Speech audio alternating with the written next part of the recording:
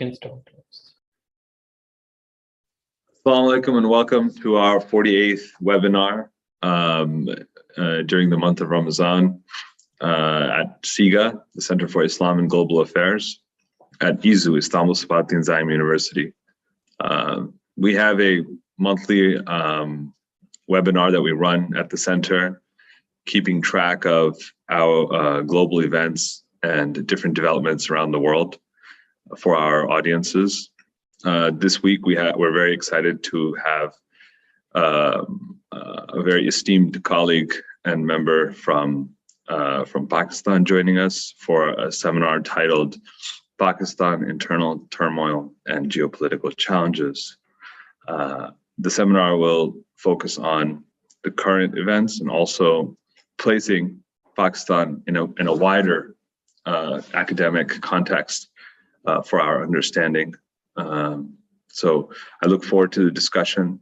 I'd like to introduce our associate, Maryam Khan, who is an associate research associate at the Center for Islam and Global Affairs.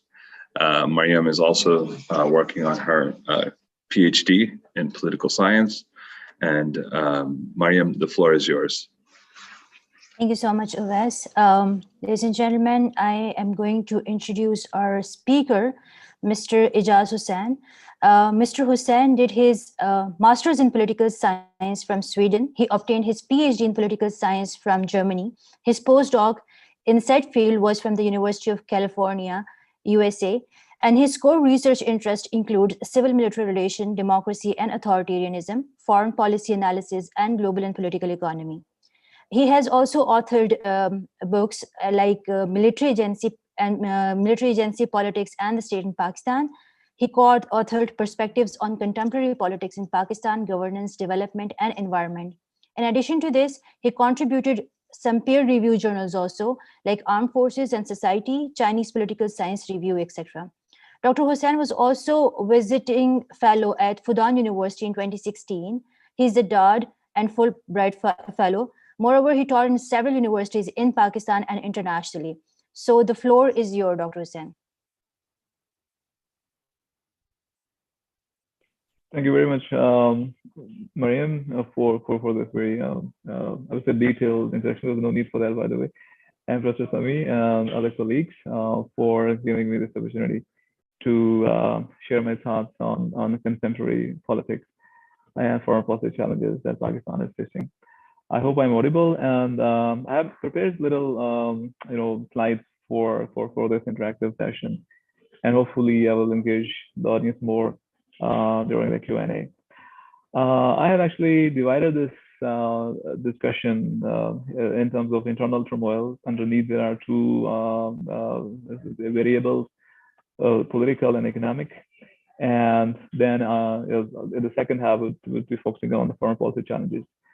So underneath the political turmoil, there are the following sub-indicators that you can see here in the list, starting from education politics till the protest politics.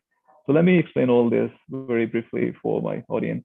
In 2018 in Pakistan, there were national general election held in which Pakistan Tehreek-e-Insaf, commonly known as PTI, led by Imran Khan, won a considerable number of seats to form government in the center, also in KPK, and even in Punjab, and they formed coalition government in Balochistan.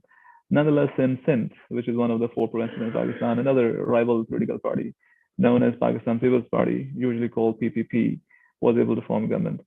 But in the wake of these elections, the opposition parties, right, People's Party, PMLN, usually called Pakistan Muslim League, Nawaz Sharif, led, overall known by his aura, and other opposition parties, they somehow resorted to agitation politics, and for example, arguing that there was some sort of rigging, done in these elections.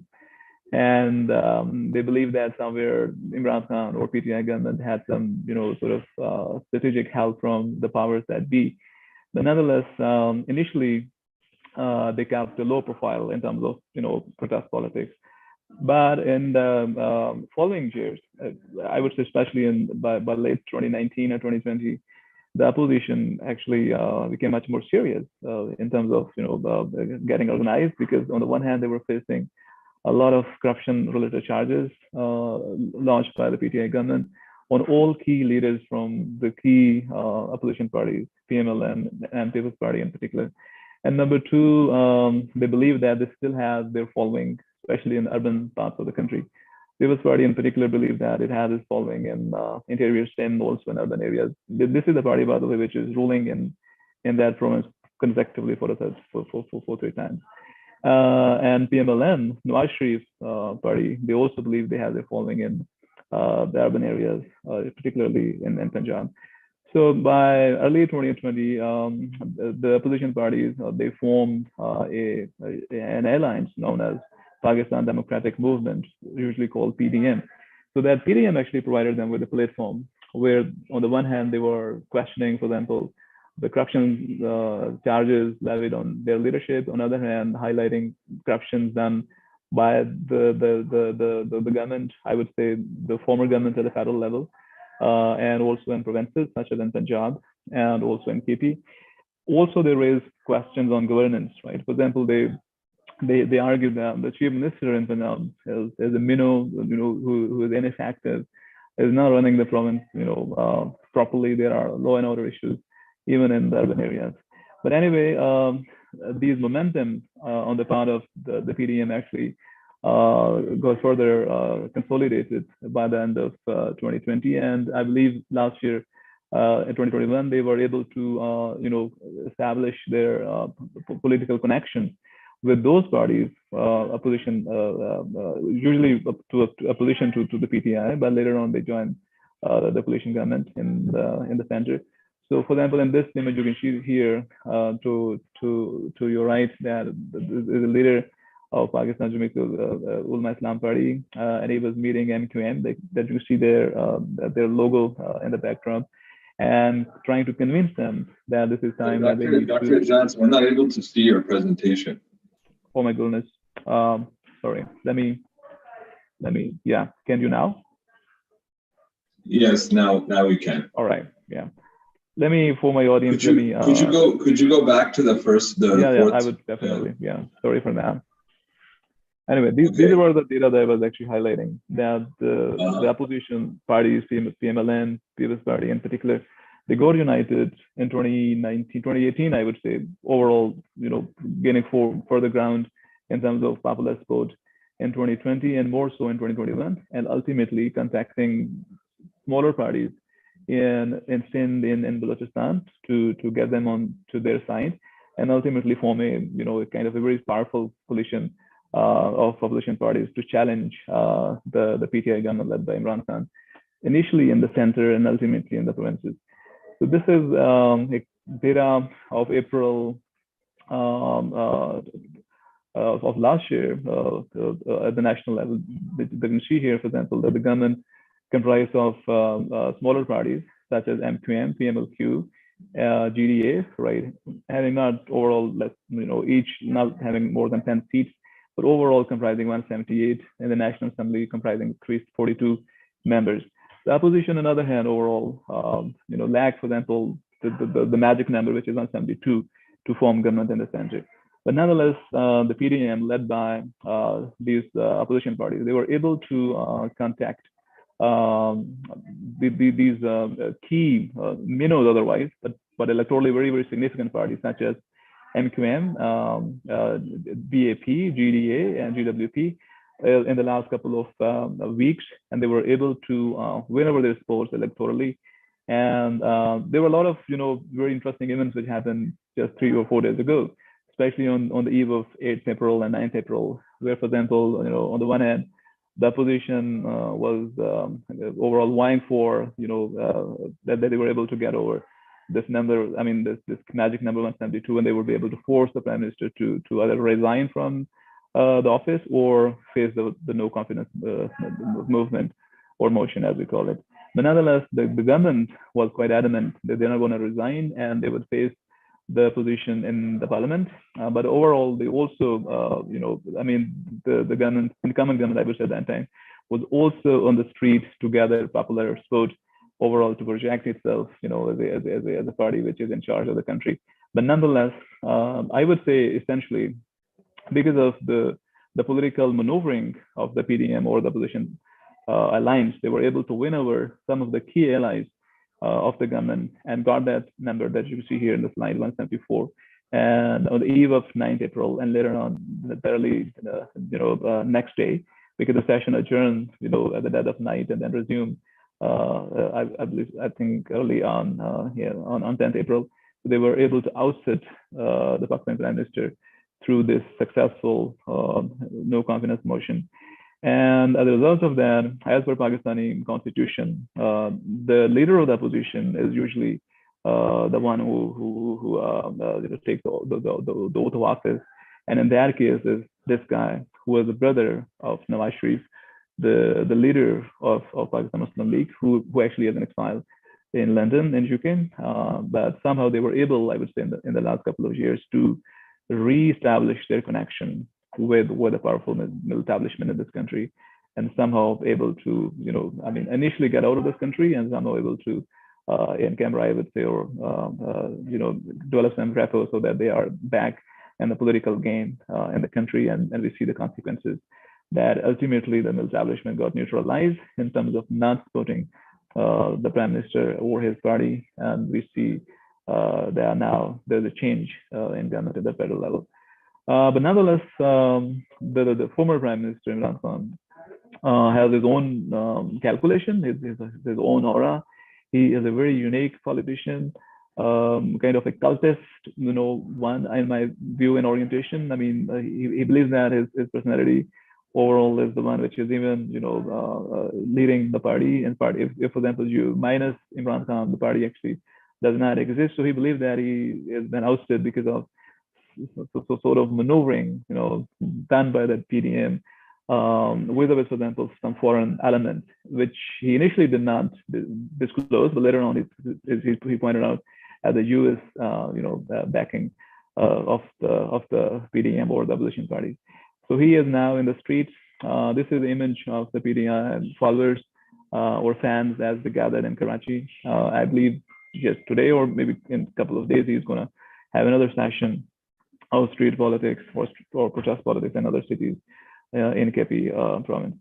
But anyway, in my view, in the last 1 week, there were so many incremental, minuscule events, which attracted Pakistani audience, also foreign and regional. I believe, Turkey was also quite concerned, at any level to see what happens in this country, because after all, there are a lot of, foreign policy interactions between these two countries in the last 5 or so years. But nonetheless, this political turmoil to an extent is settled. I will talk more on this, when I'm done with the second factor, which is economic turmoil. The opposition, in other words, the PDM, also foreign independent ranking agencies, Pakistani economists, and also, I would say, survey agencies from within the country, they argue that Pakistan faced, double-digit inflation in the last 3 years within a government of PTI in the center and also in the 3 provinces, or broadly in the country. And then they argue that, for example, the cost of living has increased massively for a layperson. And I believe, even based on my own, experience of living here in the federal capital, also interaction with other people that I know, I believe this is, in my individual opinion, is quite costly to live in Pakistan, given high inflation, given rise in unemployment. There's an institution in Islamabad called PIDE, which now is a university. It published its report on the educated youth in Pakistan, I believe, a couple of months ago, and it argued that 31% of degree holders, youth in Pakistan, is actually unemployed. Overall, I believe unemployment is staying around 5 to 6% in the current quarter of this financial year. Fourthly, there's a high currency devaluation. Dollar is getting consolidated or strengthened every now and then. The Pakistan rupee is devalued to the extent that, I mean, I think last week it's somewhere floating around 185 or 190 rupees. Unprecedented change in this respect in Pakistan entire history. Our debt is accumulating. It has crossed, I would say, more than 120 billion US dollars. I was just reading a Dawn report based on economic calculation by Pakistani economists that this government, the former federal government led by PTI, attracted more than, I believe, 10 billion US dollars in foreign debt in last 43 months, right? And overall, it's still accumulating. I'm not sure whether the new government formed in the center will be able to resolve this problem. And lastly, from the layman till to a middle class or upper middle class, in my view, based on these calculations, everybody is somehow crying for non-progressive taxation, which means when you're buying edibles or staple food from any general store, especially in the private sector or market, you are indirectly paying taxes. If you are buying 1 kg of sugar or other edibles, you are even food. If you are dining with your family at some restaurant, you are paying exceedingly high taxes. And on the other hand, the riches in this country, the elite, which actually, even in this government, remain in power in office, they were supposed to pay less taxes. Overall, based on this data, which is overall available on different websites, led by Pakistani newspapers, you can see here comparatively that there were 20 million more people pushed into poverty during this government in the last 3 years, compared, for example, to the previous government led by PMLN. And overall, unemployment is on the rise.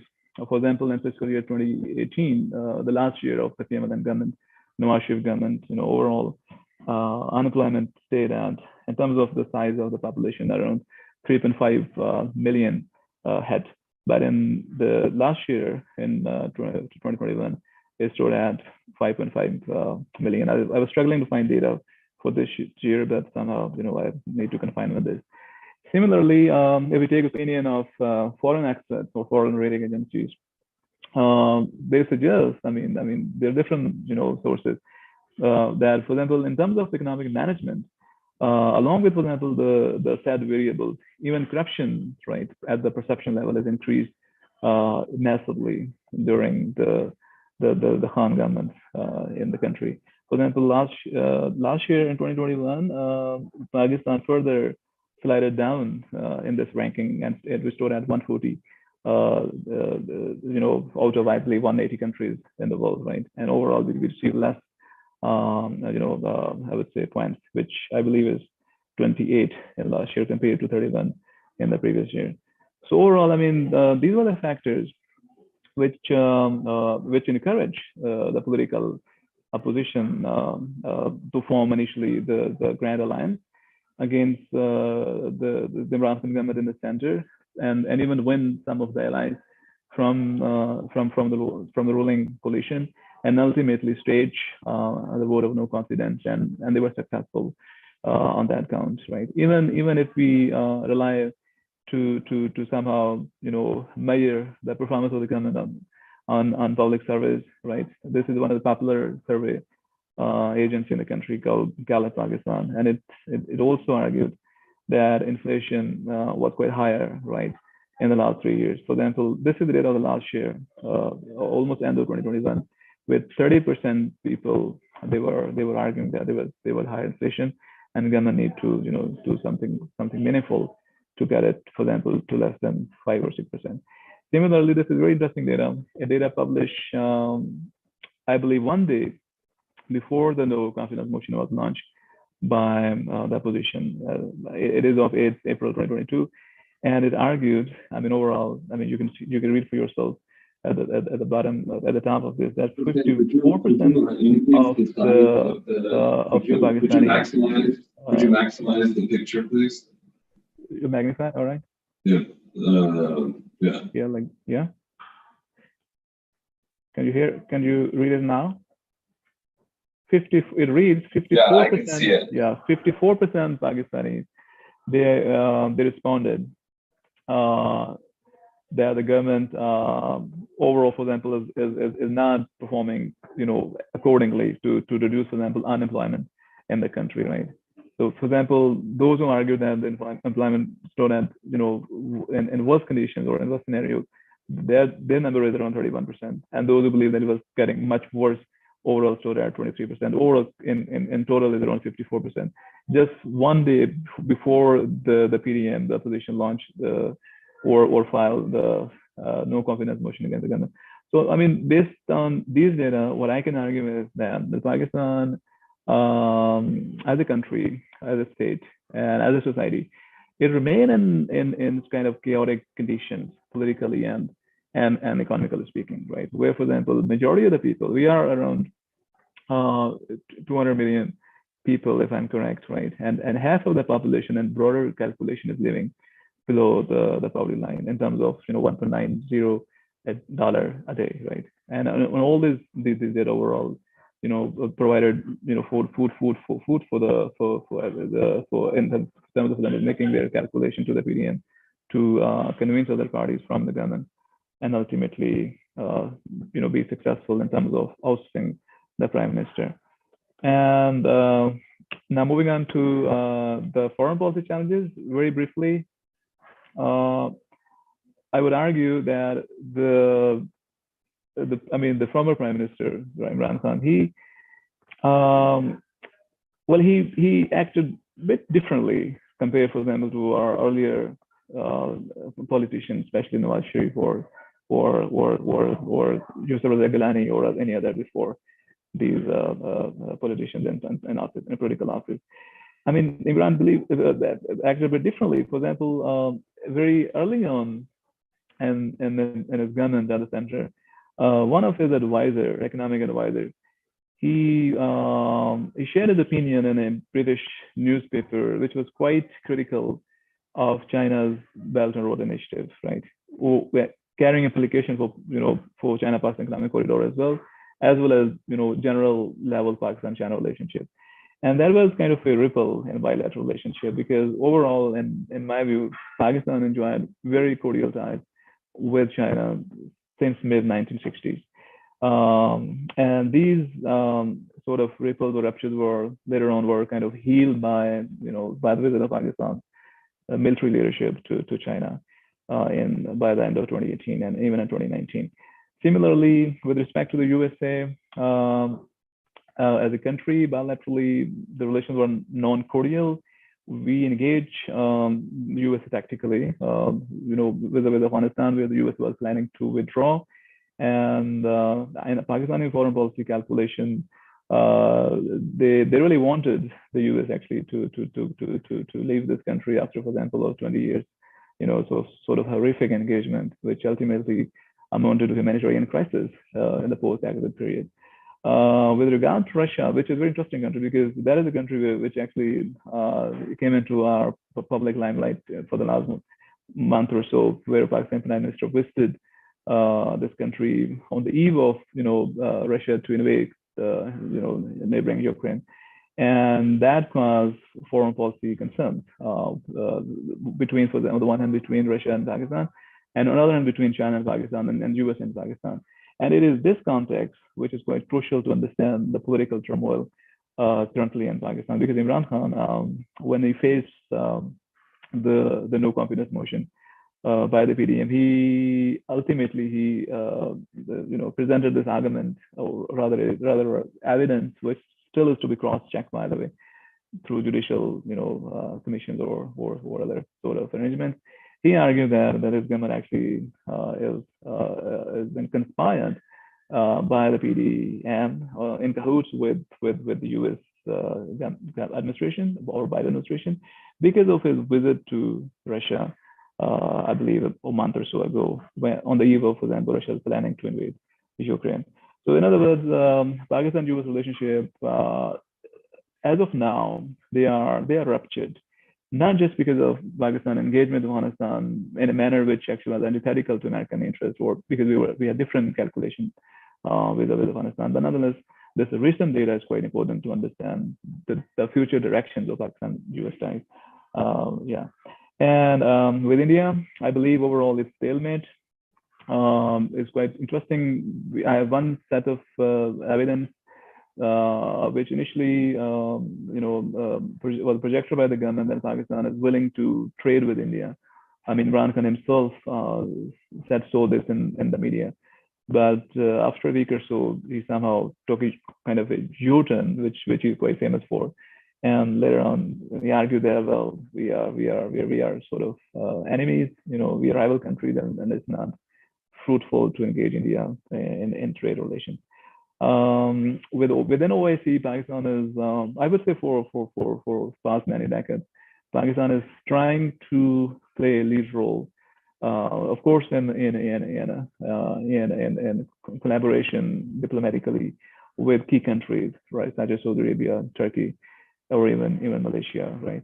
But in that regard, for example, in the last 6 or so months, Pakistan hosted 2 summits of the OIC, especially in Afghanistan, to gather regional and, to an extent, international support on Afghanistan, initially to end this humanitarian crisis, and ultimately convincing the international community to somehow provide de facto, if not de jure, recognition to the Afghan, the stakeholders in Afghanistan.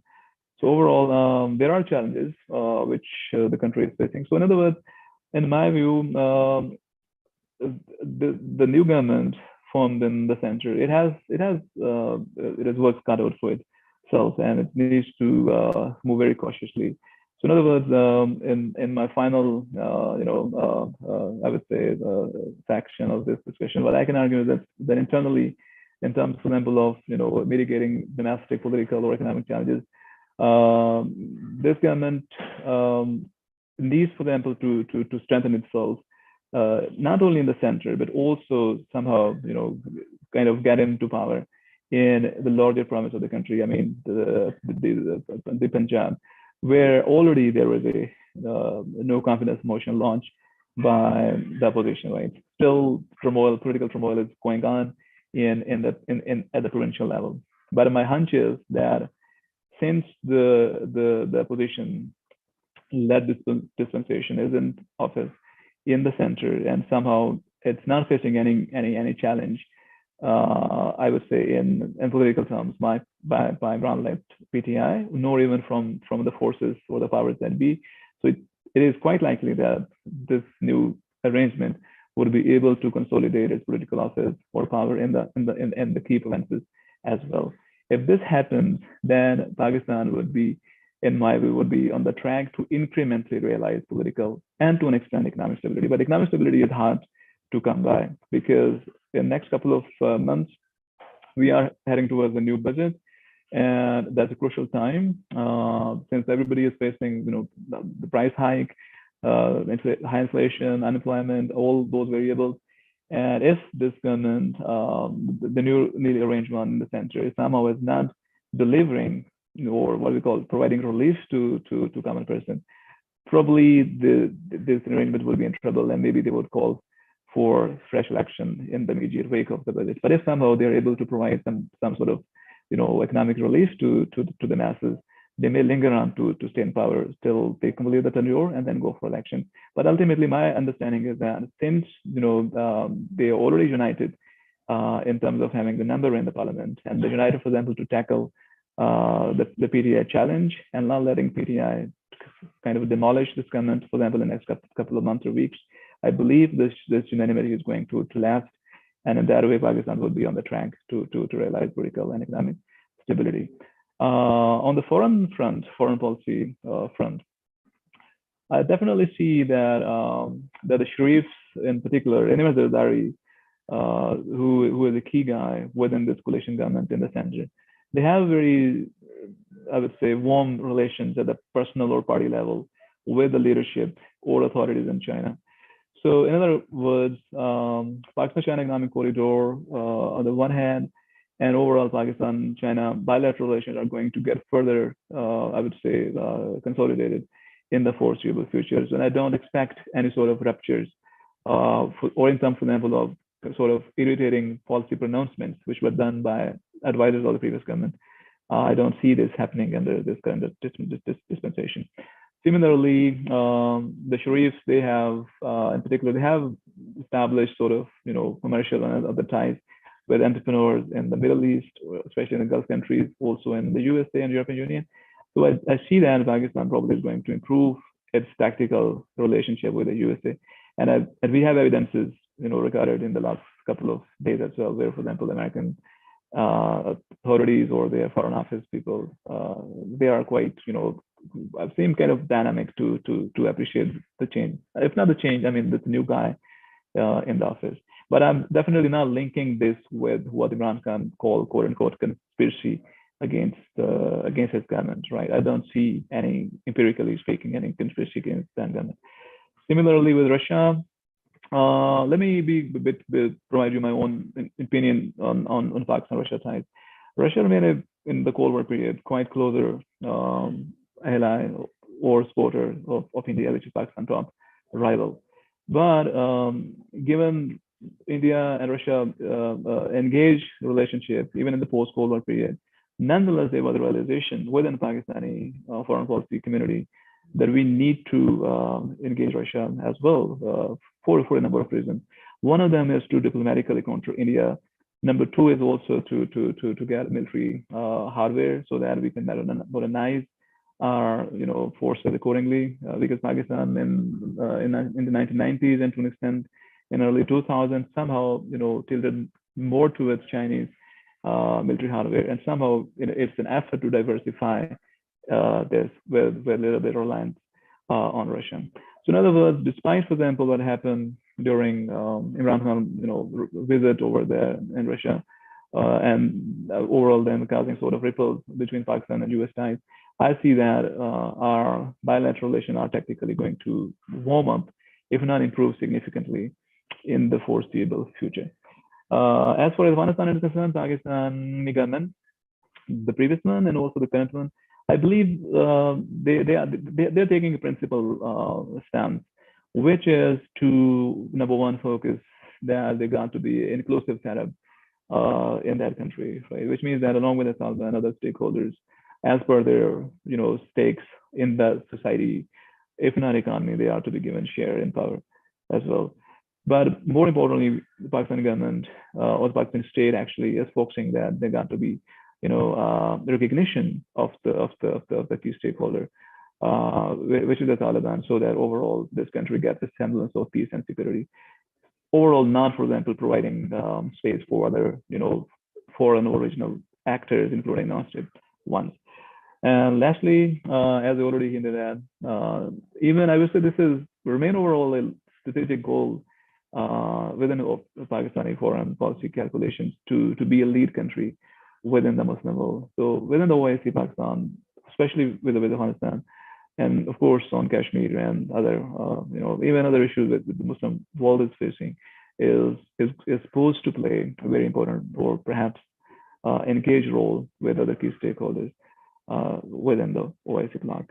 So in overall, in a nutshell, what I can conclude is that though it's political science, social science, we are not in a lab, but nonetheless, my assumption is based on the data that I suggested, that with the change in office through, of course, parliamentary maneuvering or as per Pakistan electoral system, Pakistan is incrementally is going to realize political stability, right? Which to an extent is already there. I mean, if you look at the what they call the stock exchange, it actually is stabilizing in the last 4 or 5 days. And overall, as per, for example, the opinion of economists that I'm reading in Pakistani media and especially newspapers, they are arguing that perhaps we are supposed to attract foreign direct investments in the future as well. So in overall, I do believe that if I do believe that Imran Khan won't be able to challenge this current dispensation in the center electorally, though politically he would be active, dynamic, somewhere launching protest politics over here or in other cities of the country. But nonetheless, geopolitically, despite the fact that we are having very cordial ties with China, very warm ties within the OIC countries, and overall having a soft approach on Afghanistan. But nonetheless, Pakistan is if we compare Pakistan with, Pakistan overall, might be that economic or military, because, for example, the major powers, especially USA and Russia and China, in terms of, for example, balancing our relations with these three key countries, China, USA, and Russia, there would be challenges at the tactical level, right, or at the operational level. So here and I would argue that our policymakers they would do a lot of homework, a lot of institutional brainstorming or overhauling to be in a position to advance the national interest in a manner which overall gets benefits in terms of engagement with each of these three countries. And I would lastly also argue that Afghanistan is also a litmus case. Because Pakistan is trying its best for the last 1 year to get, kind of regional countries on board to provide recognition to the government there. And if somehow if the situation is not moving as per the Pakistani policymakers, design, there would be then other forces from within the region, right? Especially I'm hinting to the Central Asian countries.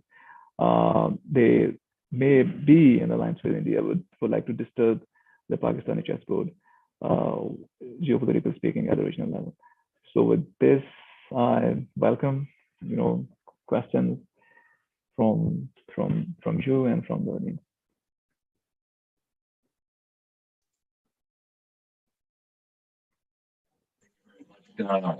Professor Ijaz, it's so nice to have you again at CIGA after 2 years. I have a number of questions that are coming in from our viewers. Me and Mariam will trade off in handing them to you. So let me begin by asking you about this idea that, here what we're trying to figure out is what is the relationship between Pakistan's geopolitical position vis-a-vis the different actors, the main lines that you outlined, meaning China, Russia, US, and India. This is the context in which Pakistan sits. How has historically these relationships affected the internal politics of Pakistan? Has there been historical precedent for the shifting sands, the shifting geopolitical sands outside of Pakistan, and what happens inside of Pakistan? So the idea that I think this is a very old trope of the PML and the opposition, that the real cause of the downfall of the former prime minister is the poor performance of the economy. And likewise, the PTI supporters argue that corruption is the main unforgivable sin of the opposition. Both of these seem to be very endemic parts of the Pakistani political culture, meaning for the foreseeable future, economic problems are in the cards for Pakistan. There's no way the Sharifs or the Bhuttos are going to come and solve a problem that they haven't solved for the last 40 years.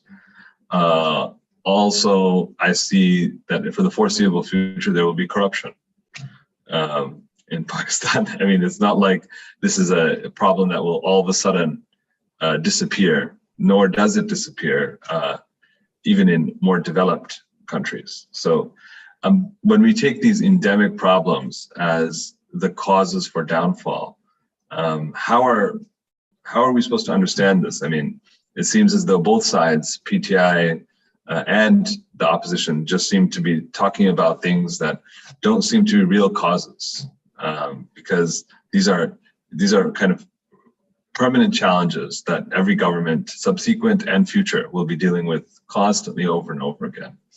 So maybe you could give us more details about how you see that the oppositional case that economic problems is the downfall is the most accurate one for us to understand.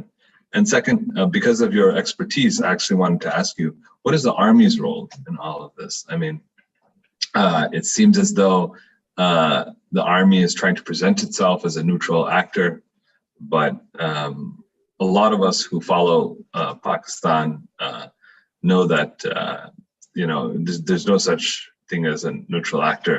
So do you generally believe that the Army has played a neutral hand, or is that civil-military relations been recalibrated during Imran Khan's time in office? So these are two initial questions, and then Mariam can give you the other ones. Yeah, initial but very sort of tough questions. Let me try to share my thoughts on your wonderful concerns.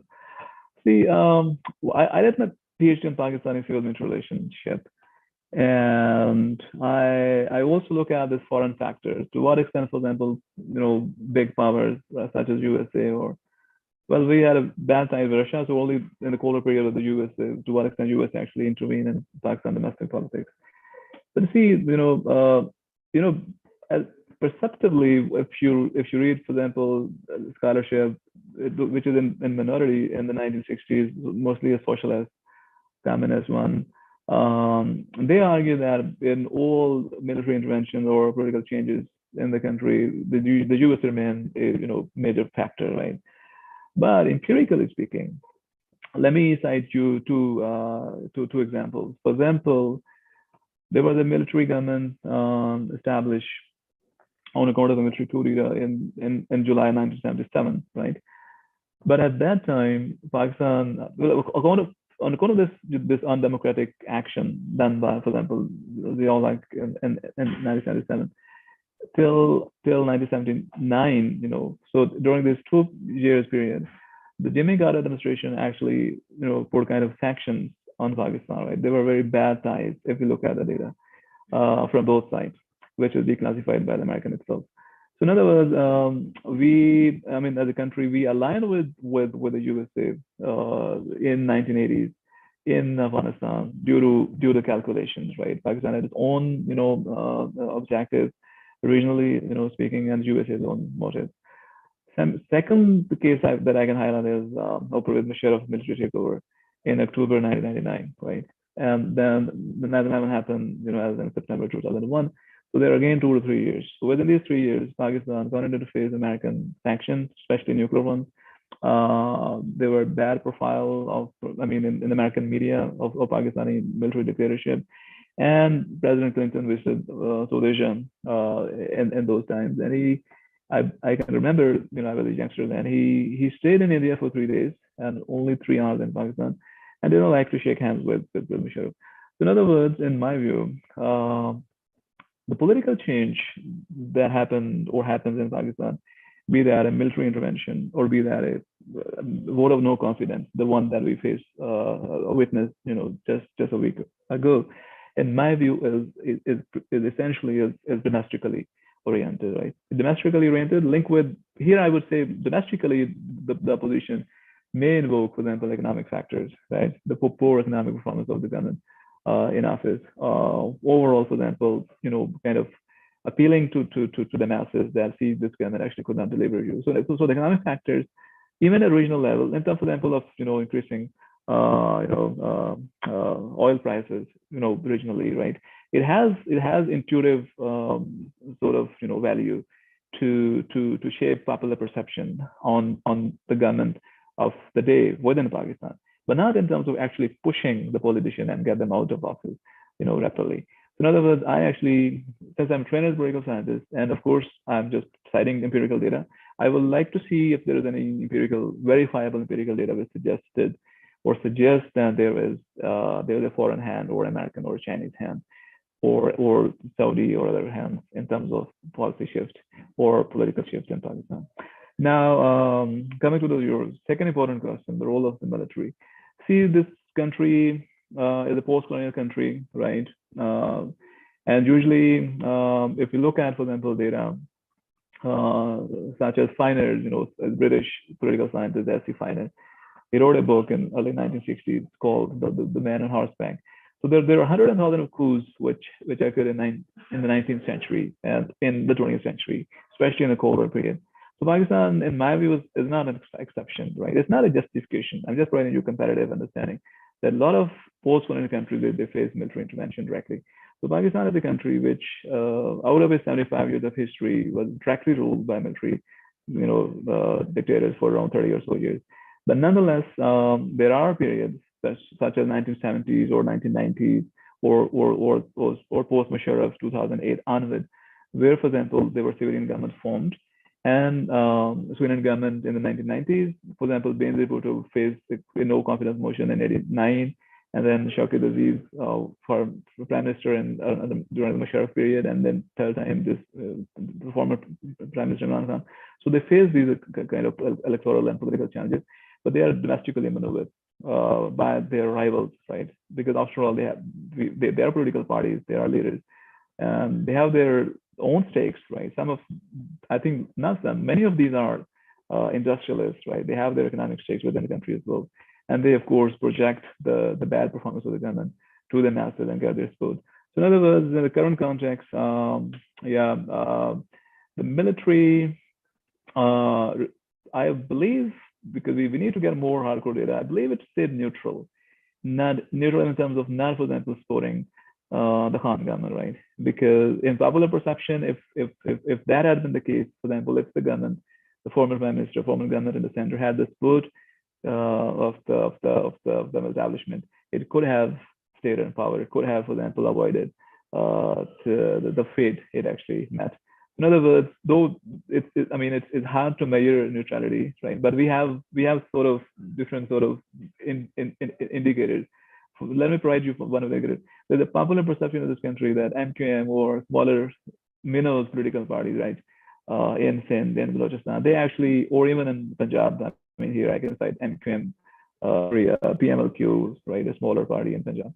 So some popular people argue that these parties actually are, they maintain close ties with the establishment, and in case there's a shift in their political choice in terms, for example, of leaving the Khan government in the center and then turning sides and joining the opposition, they could be sort of understanding with the establishment. We usually will lack verifiable evidences, but if we play with sort of popular perception, so you may argue, or rather I would argue, that perhaps they were neutral, and it somehow helped the opposition to maneuver the allies of the government while focusing or invoking their economic underperformance and their misgovernance, especially in Punjab.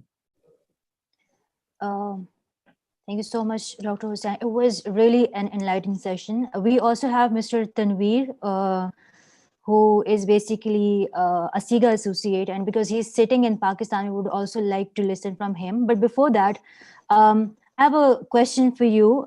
Like in the history of Pakistan, we have seen that since the beginning, there were 29 prime ministers, and none of them has completed their full tenure in the office. Mm-hmm. On 18 different occasions, prime ministers were removed under different charges like corruption, poor economic performances, etc. So how do you see that following this democratic procedure, which is like the vote of no confidence, maybe, we have seen it against Benazir Bhutto, and now we have seen it against Prime Minister Imran Khan. I would ask you that, the ex-Prime Minister, I should say. So how do you say that using a democratic procedure to derail democracy, do you see that this tradition which we are building, especially in this century, is it going to benefit Pakistan when we talk about the future of democracy in Pakistan? Yeah, very, very, very, very, very, very important questions. Let me share my take, Mariam, on Pakistani prime ministers in the last 95 years not been able to complete the tenure. I believe Zulfikar Ali Bhutto in the 1970s, he did complete his tenure, right? I mean, he took the charge of the Pakistani, premiership in 1973 when we got the 1973 constitution, and he himself called for early election in March 1977. So in other words, he completed the tenure. So that is the only exception. But otherwise, you are right that because of quote unquote, I mean, I'm actually referring to a German political scientist, Wolfgang Merkel. He dubbed a lot of developing countries or post-colonial countries as de facto democracies, right? Freud Zakaria called it illiberal democracies. So since we are a de facto democracy, there are defects, right? There is imbalance, development relation, there are a lot of economic issues, there are governance problems as well. So we are struggling as a state in the last 25 years.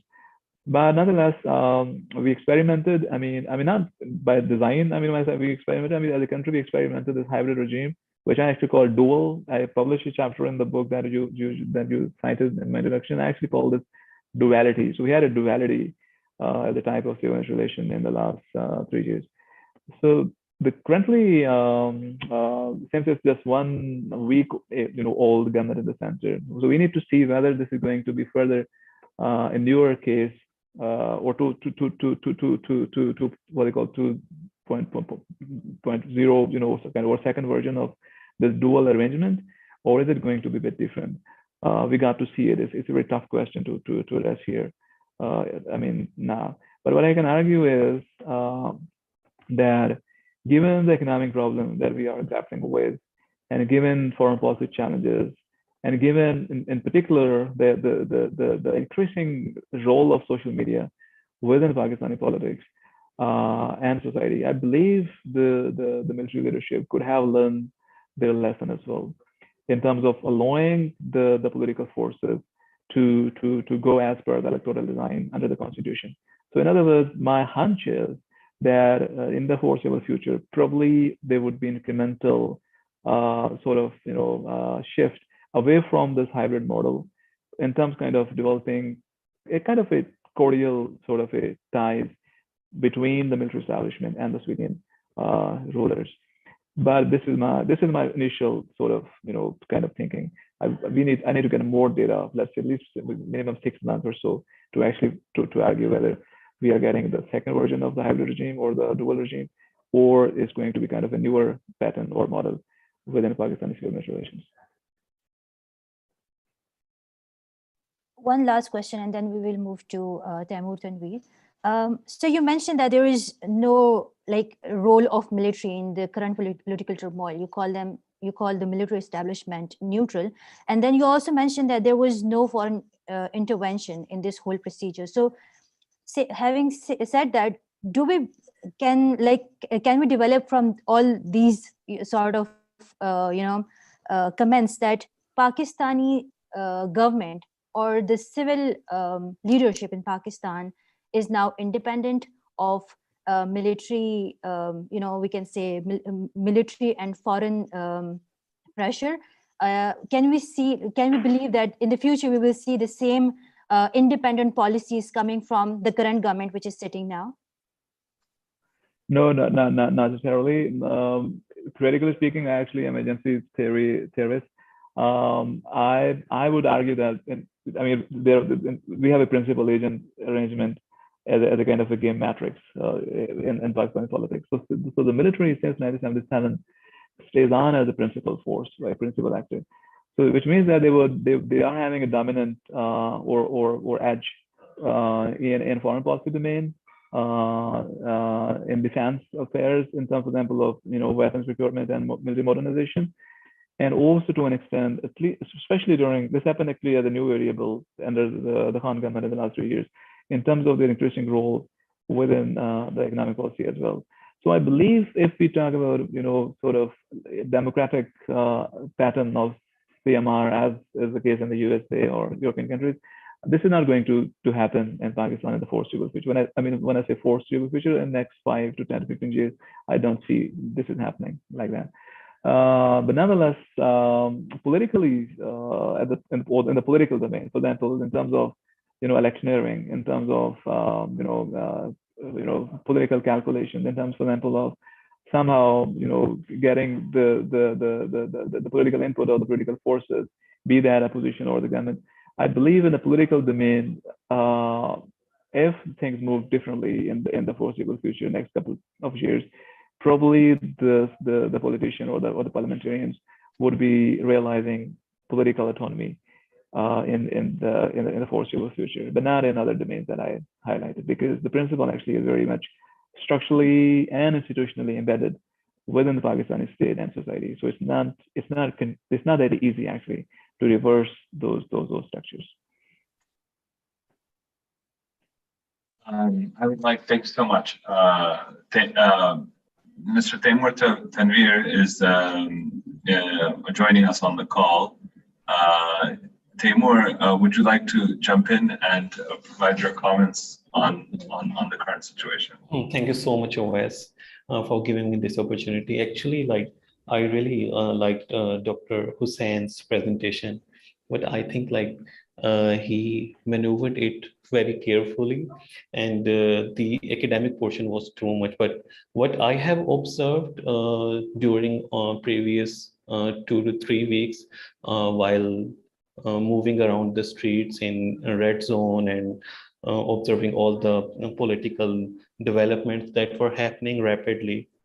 So first, I like to talk about the alliance of the opposition parties. Like there are 11 to 14 opposition parties that have made the alliance against Imran Khan government, and the alliance is actually not natural, because all these allied opposition parties are ideological too different from each other. Okay, like in previous history, political history of Pakistan, they were fighting with each other, they had conflicts, they were blaming, they had made corruption charges against each other. But against Imran Khan, they made a united front, and they tried to, obviously, and they successfully toppled down the government constitutionally. So what was the point? Obviously, it's not the economic indicators or inflation that pushed all these political parties to join hands with each other. Okay, like if we talk about People's Party and PMLN, they are totally against each other in the history. If we talk about People's Party and JUIF, which is a religious political party, they're also against each other throughout the political history of Pakistan. So the real question is, what is the binding force behind these political parties? Okay, and then if we talk about the neutrality of the military establishment, from where this phrase comes, the military establishment is neutral. These political parties, like the current Prime Minister of Pakistan, Shehbaz Sharif, he claimed that the military is neutral right now. The member of his political parties claim that military is neutral right now. And Imran Khan, before this motion of no confidence presented in the National Assembly, during his several congregations and addresses, he said he was pushing military to not be neutral, take a side. Okay, in one of his address, he said he made this analogy, like animals can be neutrals, but humans cannot be neutral. Like there is a righteous way, and then there is a batil. So you need to be different. You need to be able to differentiate between haq and batil. So he was trying to push military to take a side, obviously his side. And once they have rejected the vote of no confidence, and the opposition parties, they have challenged in Supreme Court, and then Supreme Court gave its verdict in favor of Constitution, obviously, to implement the Constitution and do all the proceeding constitutionally. So what happened on the D-Day, on the April 9th? So the thing started changes at 10 p.m. midnight. Okay, it was weekend, and usually on weekends our courts are not working. Okay, so as we all know that courts open their door to listen any sort of petition expectedly filed by opposition if Imran Khan delayed the motion of no confidence, and that was the last day. If the Speaker of our National Assembly, he also resigned on the same day. If he would not did the voting at that time on the motion of no confidence, it was it would be a constitutional violation. So what happened? The court started opened their door. Islamabad High Court, it started functioning at midnight. Okay, Supreme Court started functioning. There was a prisoner van outside the Parliamentary House. There was huge security personals surrounding the Prime Minister enclave. So Imran Khan took the decision. So okay, we will let this happen. Actually the vote of no confidence, and he basically the government of Imran Khan collapsed. It is a constitutional transition, obviously. Okay, but due to the nature of these political parties, it's totally against them. Their orientation is against each other. So I don't know, like how now, right now, the social media of Pakistan is full with a single hashtag that imported government is not acceptable. Okay, there are almost 3.5 million tweets on that hashtag. Obviously, it's the Twitter user of Pakistan are not that much in number. So it's basically Twitter bots who are doing that tweets, but they are abusing military, they are criticizing military, they are naming military chief. Okay, and the notice of this campaign last yesterday, and they said like it's blatant. These allegations are blatant allegations, will not be acceptable on the military. Military is neutral. Okay, but actually the facts are showing that military is not neutral in this whole scenario. Okay, and there are also speculations, and there is a report of BBC also that a military chief, and he visited Prime Minister house on the eve of 9th April, and then Prime Minister decided to step down and not be a barrier in front of a motion of no confidence. So the last thing that I also want to highlight, whenever there is a military appointment, okay, whenever there will be a military appointment in Pakistan, like the highest military appointment is Chief of Army Staff, there is this sort of, turmoil in Pakistan. So in November, Prime Minister Khan, okay. In November, Prime Minister Khan would be going to appoint a new army chief. And there are speculations, and there are the dependence of Imran Khan was on the ex DG ISI, the intelligence chief of Pakistan. So it was projected that Imran Khan would appoint him as a new army chief, and he will not going to give any sort of extension to the current army chief. So that appointment is basically the bone of contention in this whole political scenario. There is no foreign conspiracy. Imran Khan accused the opposition to be funded by America and Assistant Secretary of State of America, but it is only because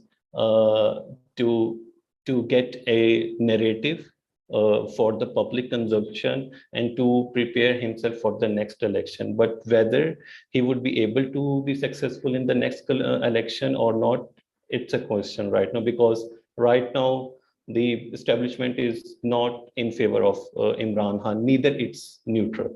Thank you so much.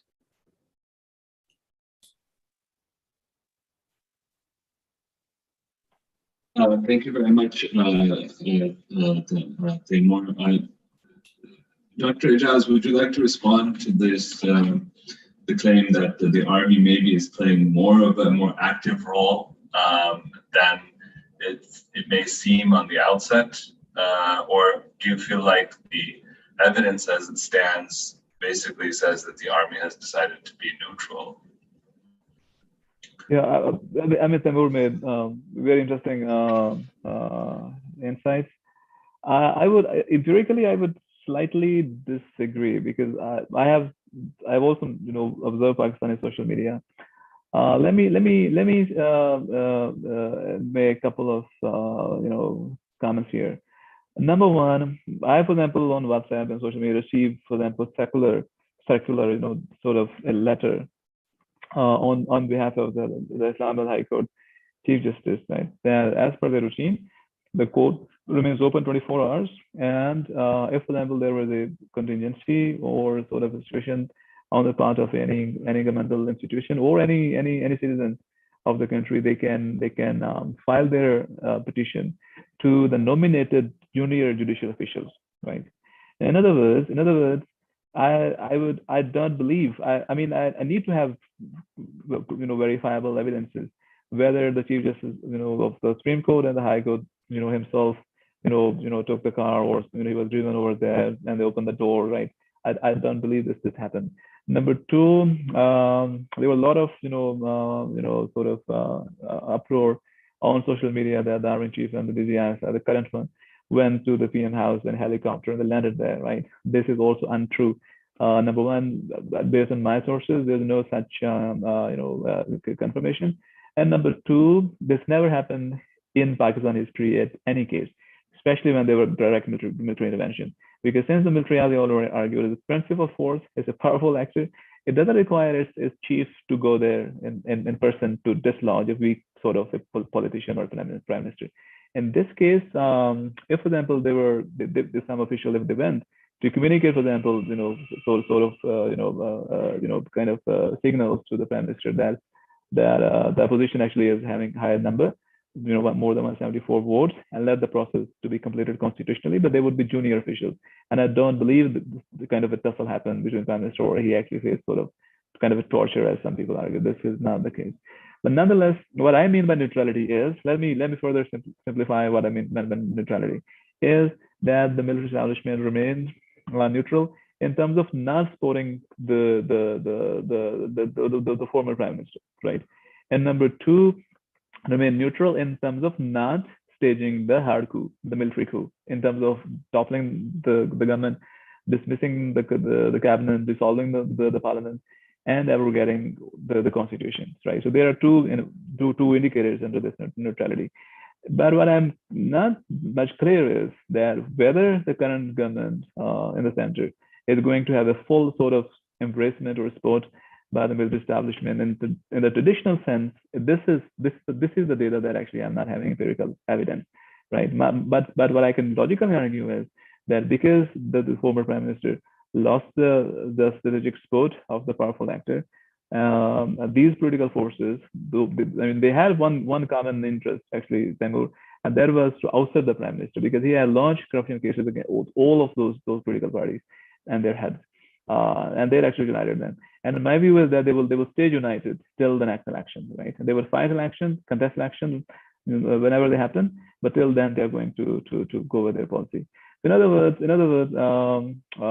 it's still to be seen whether the Shehbaz Sharif, the prime minister, is having sort of a full-fledged support, right, in terms of kind of given policy on the paper by the establishment. This is to be seen, but the general perception in some circle is that Shehbaz Sharif as an individual, as a person within the Sharif family and from within the PMLN, is more sort of a kind of a guy who is who is open to talk to the military leadership as well, and not necessarily the military is comfortable to talk with Nawaz Sharif himself and his daughter. So these are factors which we need to keep in mind as well when we're discussing the military's non-neutral stance vis-a-vis in particular PMLN. They are resentful to at least with these two individuals within the PMLN. Thank you very much. I'd like to invite our director, Dr. Sami, to respond to your presentation and also to what has been presented by Taymor so far. Thank you very much, Awais, and thank you, Dr. Ijaz, and thank you everybody for being with us. And this is our first event in Ramadan, so Ramadan Mubarak to everybody, and I hope that you have successful fast. I listened very carefully to the presentation and to the responses and to the questions, and I just find something lacking in the discussion, which is if we just step back a bit and see the role of Pakistan in the region across the Muslim world, but also even worldwide, and try to compare that era of Imran Khan with the previous way Pakistan was perceived. And there is no doubt, and it's been demonstrated amicably, that when we talk about Pakistan in the past few years versus Pakistan of previous years, that we've seen a shift, globally speaking, particularly towards China and the US. I've visited Pakistan early on during the Imran era, and I could see that firsthand by talking to different actors within the Pakistan political sphere. So I find it difficult to think that somehow there is no foreign hand in this. Add to that, of course, the current crisis where the US is maximizing the pressure tremendously, not only on Pakistan or others, but worldwide, in order to reverse the Russian action in Ukraine, military action in Ukraine.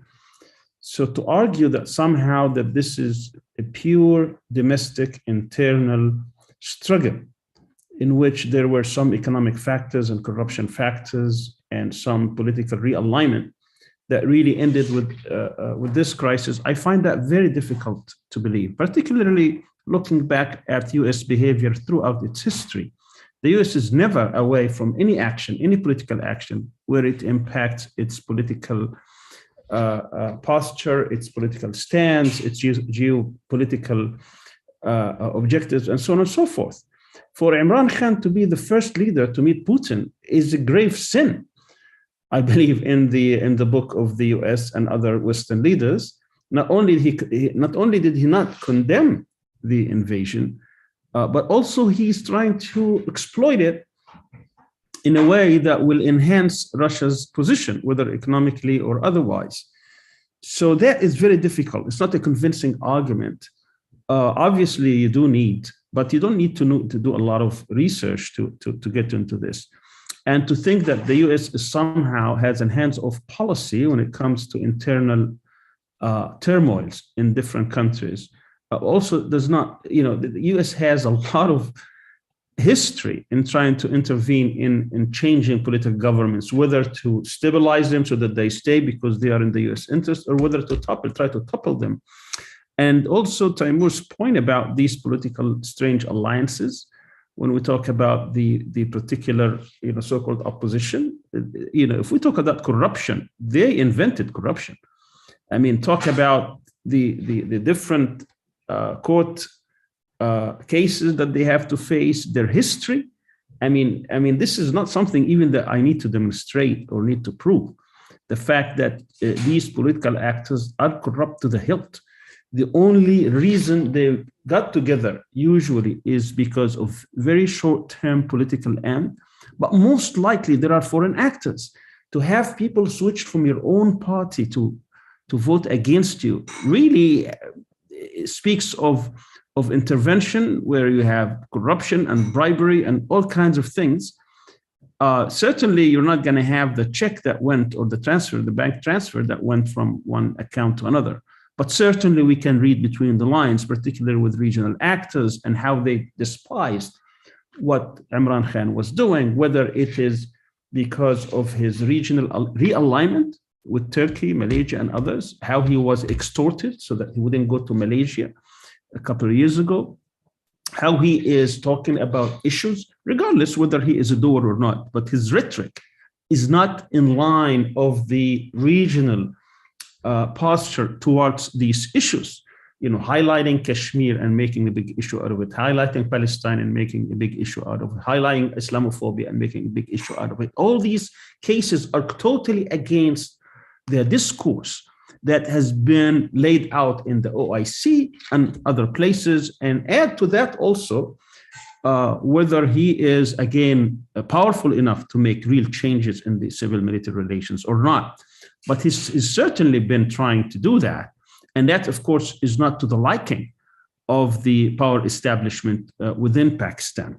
So, I mean, there's a lot to be said here, but I believe that we really need to go deeper into what happened. This is not a normal, typical, this is the first time in the history of Pakistan anyways, but it's not a normal, typical note of conference where people were just disagreed on policy, internal policy issues, and they were able to assemble a political majority in order to topple the government, and then, politics as usual. This was not at all that way. I mean, you had some of the largest demonstrations in the history of Pakistan.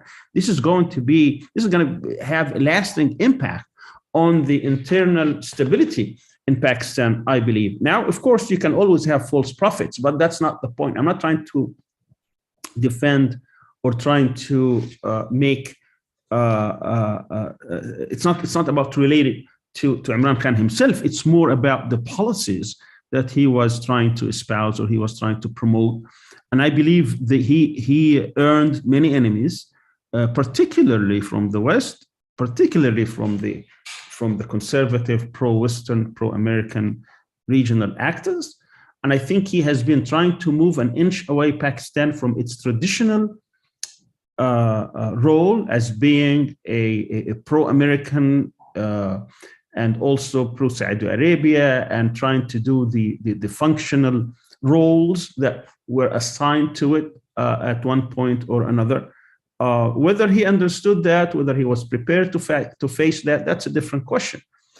But I think that should be noted, and it should be highlighted, and it should be explained, and it should be discussed, and it should be actually debated, not to just dismiss it out of hand as if it doesn't exist. I think foreign intervention is at hand, and I think behind the scenes, Americans are very happy to see him gone.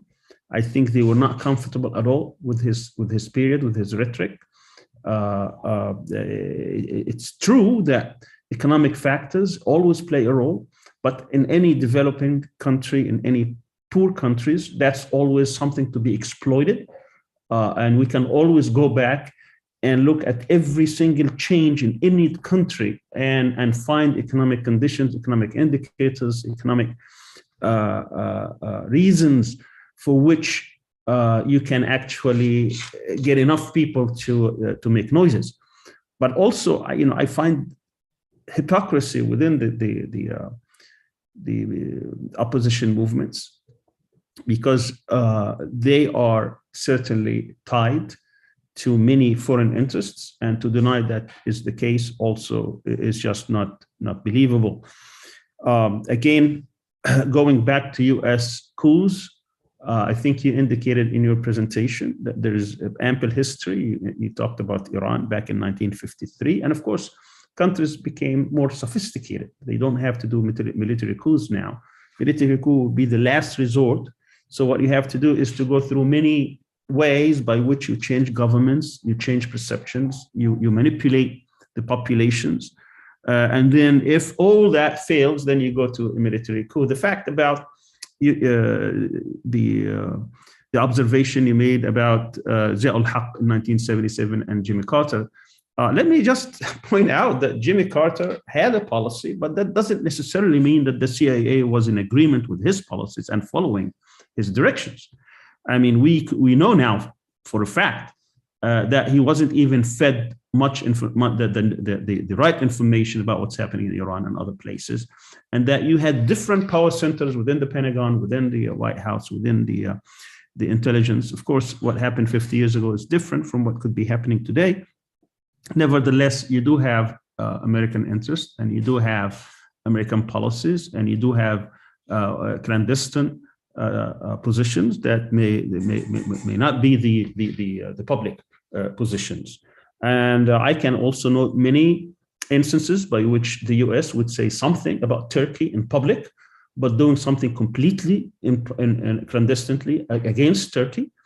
And we have proof of that happening within the context of the Turkish-US relations. So it's not really one-dimensional. These relations are multidimensional, but overall, always the geopolitical considerations always overweight everything else. So that's my 2 cents on this. I also wanted to note that I find it difficult also that the military is going to stay neutral. I mean, the militaries in these countries are never neutral because there is a lot at stake for them. For them to stay neutral, that means we really, and you are a CMR expert, you are a civil military relations expert, you know better than I that militaries have a lot of interest in how the country is being run, what kind of policies are being adopted, what kind of allocations the budgets are being done. And to say that they don't care who would be the prime minister, would be the ruling parties, it just doesn't, the facts don't bear it at all. And finally, just if I may make a note about the disappointment of how these politicians do not see the role of Pakistan. I see that very much lacking. That we really need to develop a vision of Pakistan. Pakistan is a very important Muslim country. It's just one of, in my view, 3 or 4 major Muslim countries. And for the politics in Pakistan to descend to that level where it becomes political bickering at the expense of the role that Pakistan could be playing, not only across the region and the Muslim world, but worldwide, is really very disappointing. And I don't find any of these politicians really capable of carrying a vision towards Pakistan. So in my view, that we're going to be there for a long time, in terms of instability, in terms of, and when you say that, when you have this kind of instability, that there is no Indian hand in this, there is no American hand in this, that there is no, other foreign intervention, it's just not believable, because everybody has a stake in making sure that Pakistan remains weak, divided, disunited, collapsed. India has great stake in this. I mean, to say that India is bystander, of course, that would be very difficult to comprehend. And similarly with other powers. Right now, looking back again from the outside, I'm an outsider. I don't live in Pakistan, so I want to make that clear. But Pakistan had chosen a realignment with China and Russia in a way that could a little bit take it away from these hegemons that are trying to destabilize Pakistan for geopolitical reasons.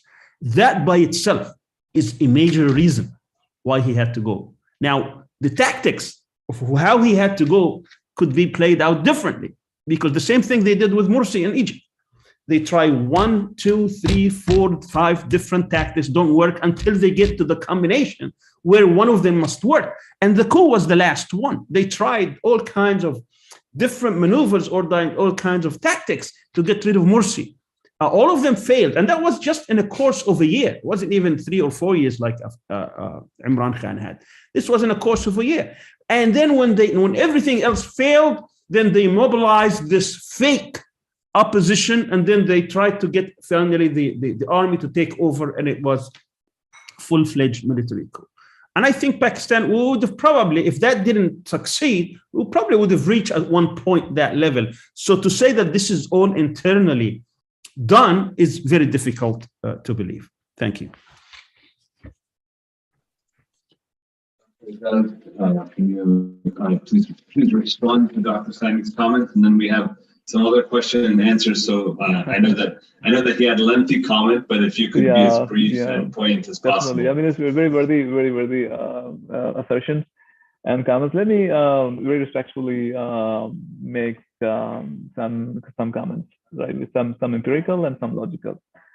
Number one, in Pakistan, throughout, let's say, Pakistan history, mid 1950s onward, it's not a political leader or a prime minister which makes or made Pakistan foreign policy. It always been the military. If this logic is correct, right, logically and historically, then Prime Minister Imran Khan was not in a position to shape Pakistan's foreign policy discourse with China or even Russia. Number two is the fact that within his own government, there were more than 10 advisors or special assistants to the Prime Minister of Pakistan, former Prime Minister of Pakistan, Imran Khan, who were either American permanent residents, they got green cards, or they were nationals, or they were British nationals, right? I mean, if this is the case that he was taking autonomous, independent foreign policy stance, for example, on Palestine or on Jammu and Kashmir, or kind of realigning Pakistan with Russia, there was no need to have this number of American or British advisors, right? And they have technically speaking a role equal to a state minister or a federal minister in our country. Number three is that Imran Khan's visit to Russia was a tactical move, right? It was a tactical move because Pakistan for the last 5 years was kind of incrementally engaging Russia, right? The actual policy was made by the military leadership itself that we need to kind of shake hands with Russians to counter with Indian influence within South Asia, right? He was actually advised against going to Russia at this particular point in time, not hurt Pakistan ties with the USA, because the foreign policy is made by the GHQ, not by the Foreign Office or the Prime Minister House or Secretariat. And number three is that in 2019, August 5th, India unilaterally integrated from its part Jammu and Kashmir as part of Indian state, Indian Union, right? And if Imran Khan is assumed as a champion of Pakistan foreign policy, right, he did nothing tactically other than, for example, calling the nation to stay, silent for 20 minutes and 30 minutes, right, and different squares, and this only lasted for 2 weeks, and afterwards it is all gone, right? And number three, if you talk about Islamophobia, which on the surface is very courageous, but that was linked with his domestic politics, right? He had a lot of religious political parties to counter Jamaat Islam, as Taymor argued, TLP, another version of Islam in Pakistan, Brahmi Islam, and he needed to counter them electorally as well, right? To for example, highlight these kind of ideas within Pakistan foreign policy discourses. So in other words, I still, based on these evidences, I still argue that whatever happened in Pakistan recently, a week ago, whatever happened in the history in the past is essentially as domestically oriented. Nonetheless, I do agree with Professor Sami on American intervention in, for example, in early 1950s in Iran, right? We have evidences that the CIA backed, the dismissal of Mossadegh government. We have evidences of American military, covert or overt intervention in Latin America. But Pakistan is a very different case. I agree that the CIA or the sort of deep states in the USA or powerful countries, they behave very differently, right, from a standard or visible government department, right, in terms, for example, the foreign foreign office or so on and so forth. But nonetheless, in a broader perspective, in the Cold War period, right, that makes sense. I agree to that argument. But nonetheless, we have studies published, which actually, even by political scientists in the USA, which actually pointed out that Americans intervened militarily, right, in those countries. But of course, when it comes to Pakistan, right, we require evidences, right? We require evidences of the American deep state to dislodge, for example, Zulfikar Bhutto, or to dislodge Imran Khan. Imran Khan, in my view, now let me cite the little bit letter that we're showing to Pakistan in essence, that as per the arriving evidences, that was the cable, right, which was sent back to the Pakistani Foreign Office by the Pakistani ambassador based in Washington, right? And they were further re-paraphrasing, further sort of changes within that letter. So I still need an evidence whether that was a direct letter sent by Donald Lu or Blinken or someone else to the Pakistani Prime Minister to get him dislodged. And lastly, within regional geopolitics, right? USA exit of Afghanistan, practically speaking, though it as a superpower of the day, it would have its eye on the region. I agree to that. But American wanted Pakistan more in the immediate wake of 9/11, or in the last, let's say, 4 or 5 years when they were trying to go out of militarily from this neighboring country. Since they are gone, right, militarily speaking, right? Do we believe that American now needed Pakistan much more the way they wanted us, let's say 5 or 7 years ago? I don't see this is the case. In other words, Imran Khan going to Russia or Pakistan currently is not a country which is of more interest to the American administration in the current context, right? They didn't need us much more, I would say, even in the next couple of years, right? In other words, if the Americans were concerned on, for example, at the foreign policy level, at the global level, they could have, made sort of staunch, policy statement with Xi Jinping, the Chinese, president, who actually, or their country is actually more in support of Russia diplomatically, right, if not militarily, right? So in other words, China is a power to be counted if the American really wanted to engage Russia in antagonistic terms. So with all, I mean, these sort of humble arguments, I don't think that there will be a foreign conspiracy against the Khan government. He was never in charge of Pakistan's foreign policy. He was never anti-American. Very, very interestingly, by the way, a couple of days after his arrival from Moscow back to Pakistan in a procession, I was in South Punjab, he said publicly, I'm not anti-American, right? Even last week, he said I was not anti-American. So he was never anti-American, as the way people, let's say the overseas Pakistanis or scholars, they perceive him to be sort of the guy who is actually championing the Islamic interest in the world. I don't see that was the case. If I may, just one minute, always. You don't have to be anti-American for American. Keep it a little bit brief, but yeah, very Thank you so much. Yeah, yes, very brief. I just want to say you don't have to be anti-American to be changed. Morsi was never anti-American. It's just the perception that who is going to serve America's interest best. And of course, America made a choice, chose India over Pakistan for geopolitical reasons that has to do with China. And the response was Pakistan made a choice to be more pro-China than pro-US, also for geopolitical reasons, because it sees India as the biggest threat. So I think in these contexts, a lot of things happen, and the US doesn't like the fact that the US wants both Pakistan and India to be in its corner rather than to be part of the Chinese axis, particularly what's happening. And more than anyone on this panel, the deep relationships that have been taking place between China and Pakistan for the past few years, and the amount of investment the Chinese have been putting in Pakistan. And it is not a secret that many circles within the US establishment are very uneasy about this relationship, and they don't like it, and they want to reverse it. And the part of what's happening in Ukraine also had to do with Russian relationship with Germany. That's not something that people talk about. But certainly when you go to Congress and you find that the successive legislations are trying to break these ties between Germany and Russia and between Pakistan and other Chinese allies, you could see there is much deeper policy issues at stake here. And in Pakistan, in unstable countries, in weak countries, in developing countries, it's easy sometimes to get these policy changes by changing a government with a very little cost. If I had to if the UAE had to bribe a couple or 3 or 4 or 5 people with a few $1 million, that's much cheaper than trying to change the whole country. That's my 2 cents. Thanks. Yeah, very, very, very, very nice. I mean, I agree on this count that the US actually is quite concerned that Pakistan is increasingly relying on China. I totally agree with you. But I agree with you also that the Russia, US, China, India are getting closer, day by day. I agree with all of you. But my final argument is that if the American wanted Pakistan to be permanently in American lab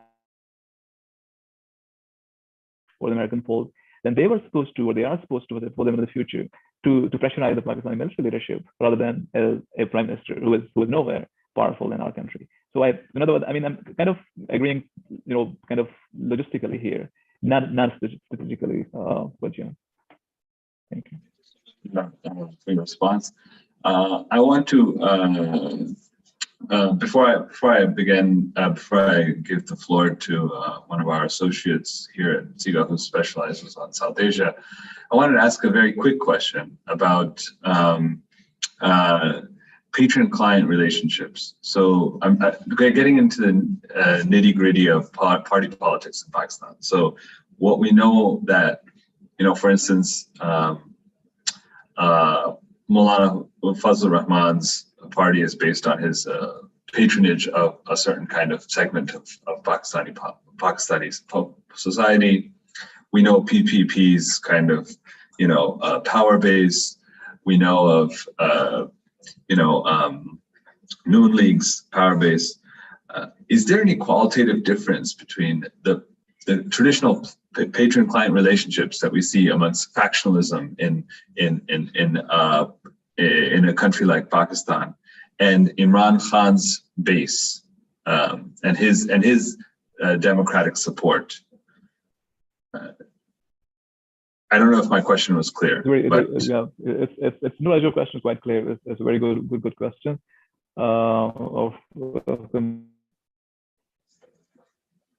politics.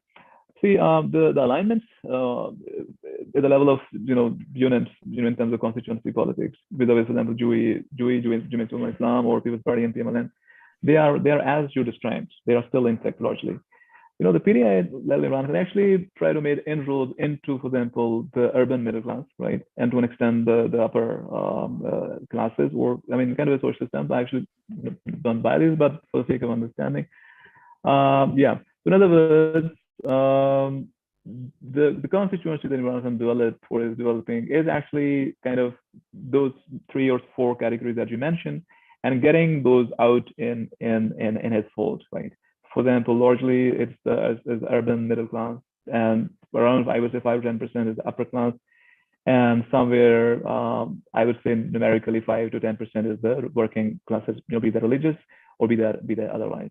In other words, he actually is targeting their vote bank, right? Otherwise it's a mixed population, as you just said, and they can't be aliens, coming from Mars that he can have his voters.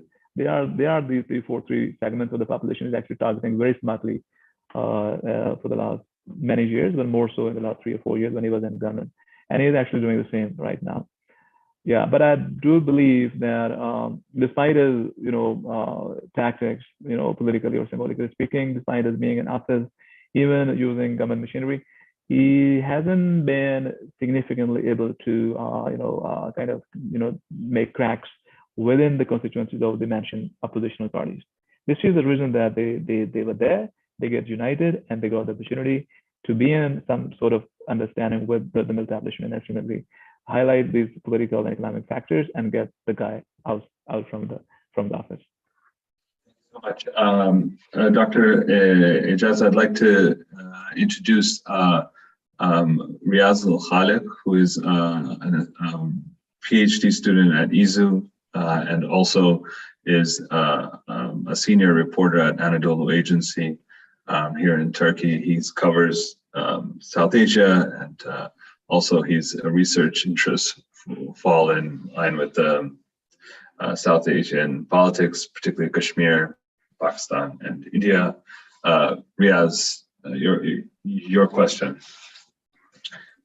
Bismillah, thank you very much, Mr. Oais. Assalamu alaikum warahmatullahi, and a very good afternoon.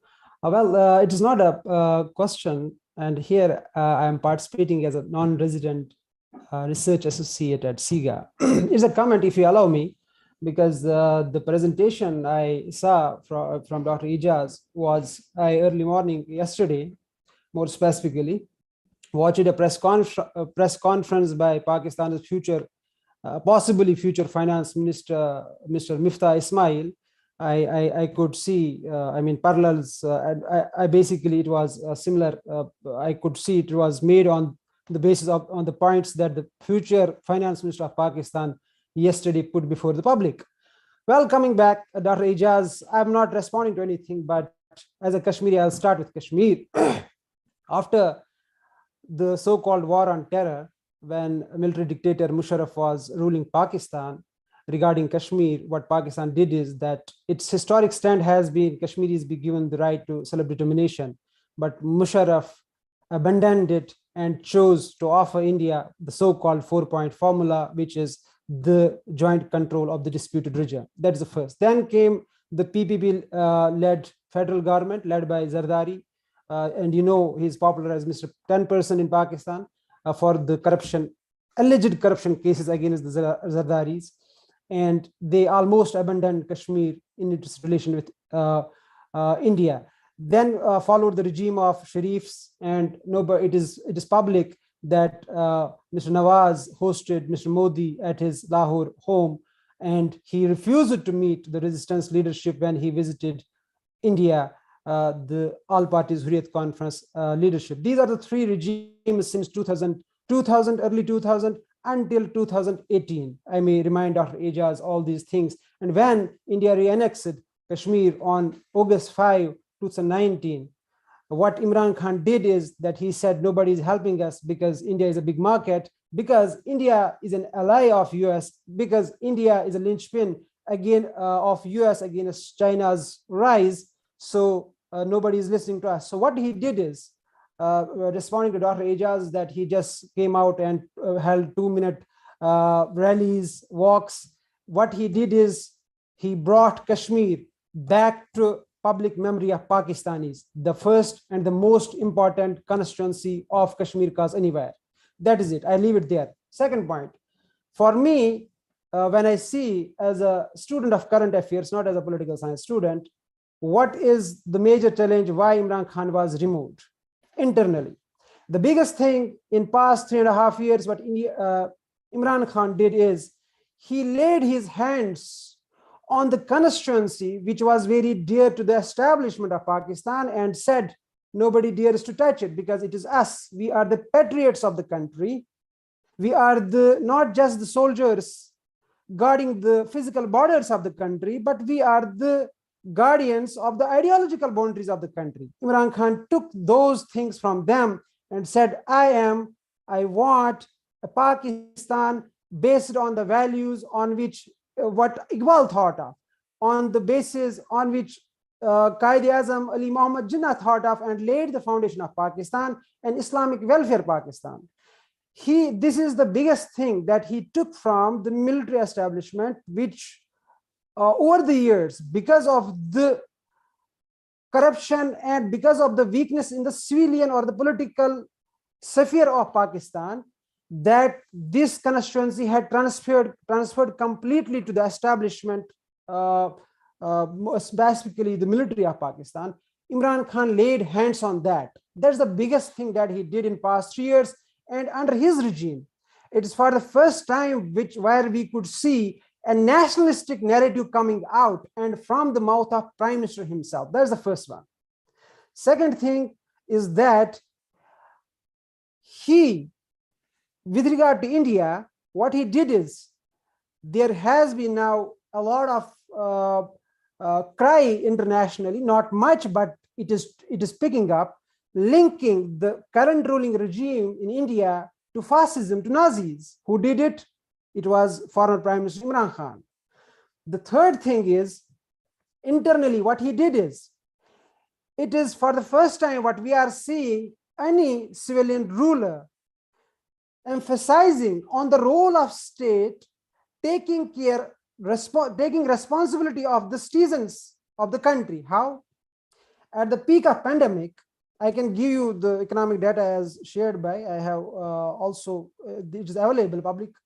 At the peak of pandemic, in the history of Pakistan, the biggest relief program released by Imran Khan's government, close to $2 billion, not much when we see it vis-a-vis other countries.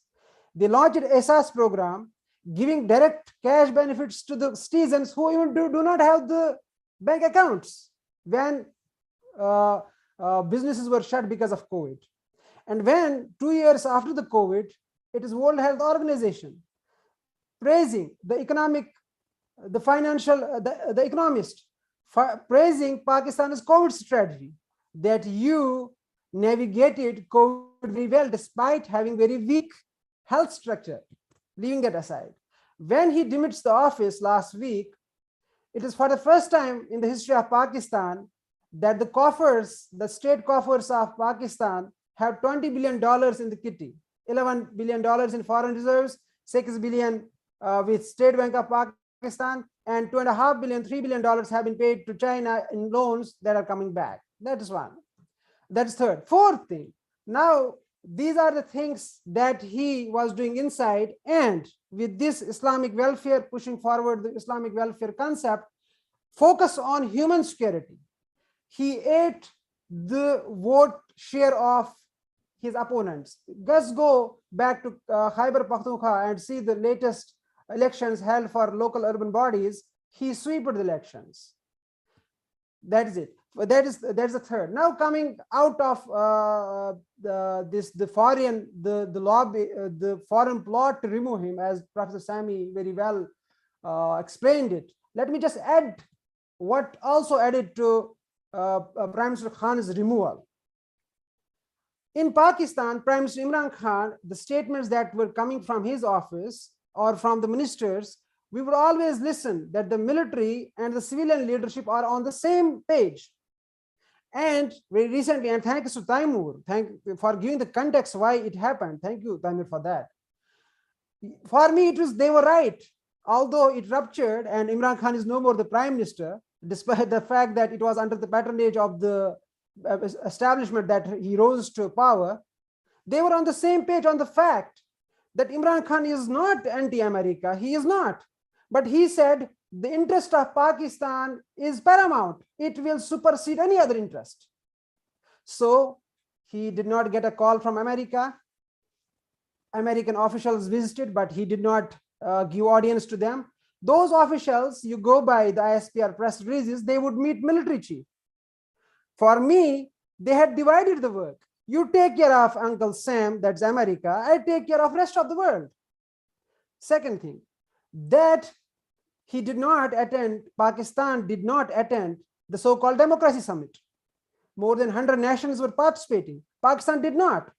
Imran Khan said that it is democracy for you, but you are unaware of what is happening to Palestinians. You do not want to see that, and how India annexed Kashmir on August 5, but you will not blink an eye, and you are inviting me for democracy. This is not democracy for me. Clear cut. Then came this Russian, it was just an excuse. It was happening for months because of his personal relations with Putin, that the meeting was, and he refused to abandon that meeting, despite the fact it is the foreign minister saying that national security advisor of US spoke to his counterpart. Dr. Ijaz was referring to green card holders, Dr. Mueed Yusuf, and told him that convince your prime minister to abandon this visit. And Prime Minister Khan said that when this thing, Ukraine, it was imminent that something is going to happen, I again called my army chief, asked him whether we should go. And there was a consensus we should not abandon it, we should go. So that is one thing. But what is important is that Prime Minister Khan, for West, became the world's biggest promoter of China policy. China, for me, is not now worried about the corruption scandals that have been happening in Pakistan in past 30 years. That from where Nawaz Sharif would like to take the route of CPEC, they are not worried about it. But they needed someone to trumpet what China governance model is. And they got the big boost in a Western style leader in Imran Khan, who lived in West, who understood West, who presented the Islamic welfare system model of state to West, and then he is praising China model, that China was successful in bringing out 800 million people out of poverty. That of course you must be worried about Uyghurs, but what about Kashmiris? He called out hypocrisy of the West. Sorry to interrupt you, Riaz. We are basically short of time, so please wind up. Yeah, last 60 seconds.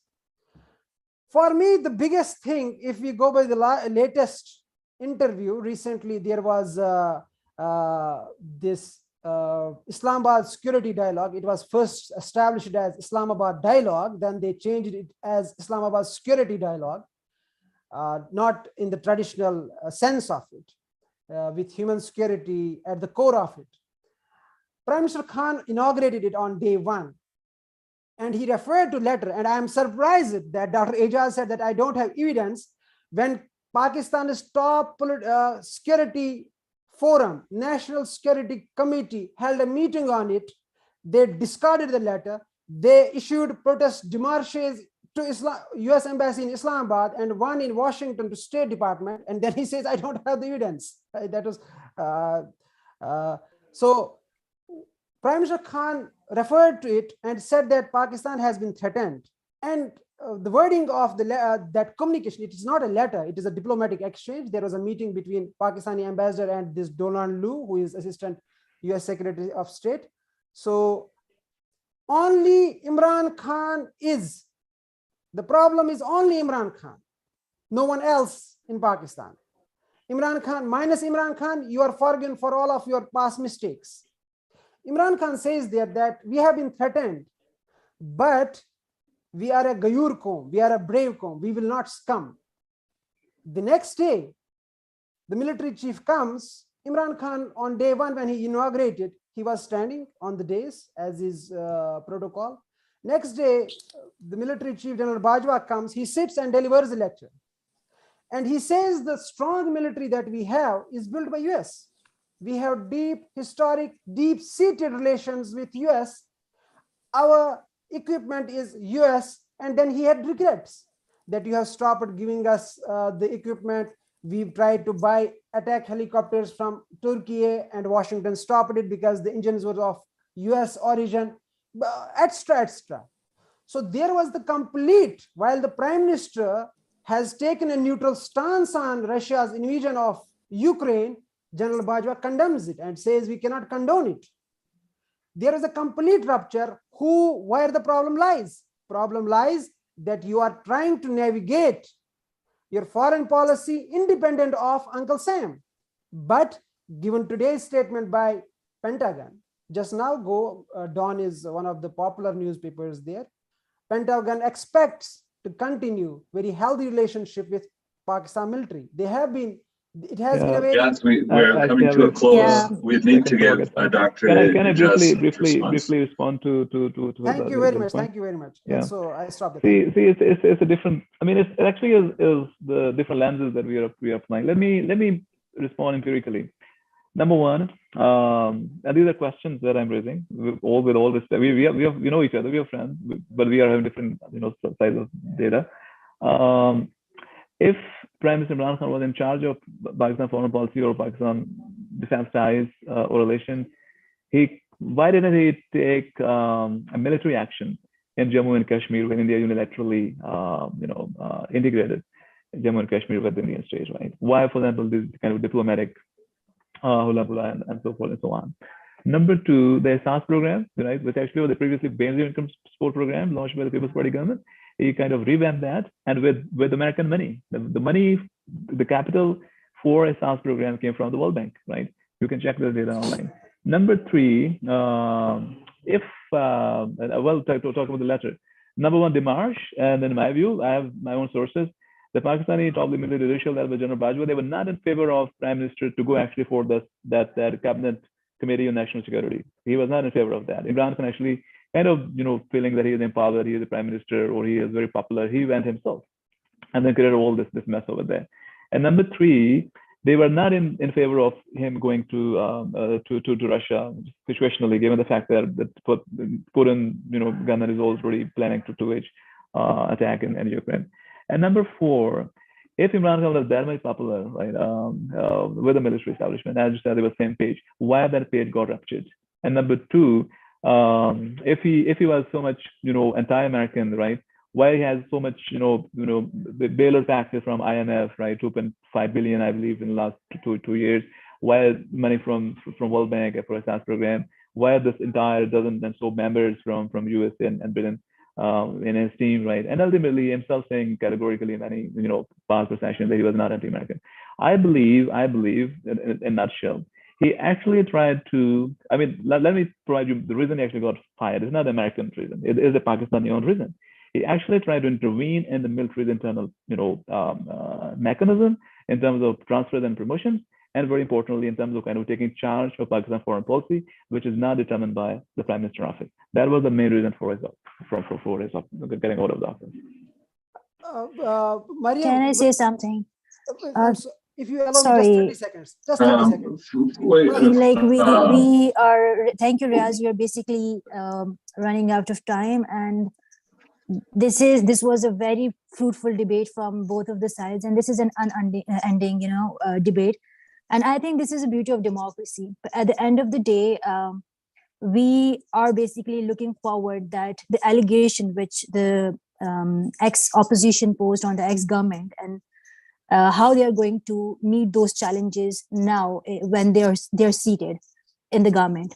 Having said that, we thank Dr. Ijaz Hussain for his time and his extended, presentation. I also thank Taymor Tanvir and Razul Khalid, Dr. Sami, and I give floor to Dr. Wes. Wes, please, your comments now. Thank you so much, Mariam. Again, I'd like to really thank all the participants on this panel, especially Dr. Ijaz Hussain, who took time out of his busy schedule to join us. I really appreciate you being with us for the second time. Hopefully we'll see you again in the future again. I want to make an announcement about the upcoming seminars. We're planning on having another one in May, May 23rd is what we have scheduled. No, May 18th. We have one scheduled. So keep looking for the flyer and the topic to be announced. Anyways, this is my sincere wishes for Pakistan's future. I mean, my own ending comments is that whatever comes out of this, what I thought was a positive in one sense was that for the first time we saw a political process take place in Pakistan. And what is happening here is that the political maturity of Pakistan, whether I think a lot of it has to do with Imran Khan's disruption of what has been the traditional mode, has allowed for Pakistan to actually try to battle this out on politics. I mean, this is what we saw in the last 7 days. It was a very exciting and for the first time disruptive 7 days. So hopefully we'll see a more solidified political establishment in Pakistan in the future. Thank you very much, Dr. Thank you. Ijaz. My pleasure. That's very, very much educational. I mean, like for me, and hopeful as well. So thank you very much for the invitation.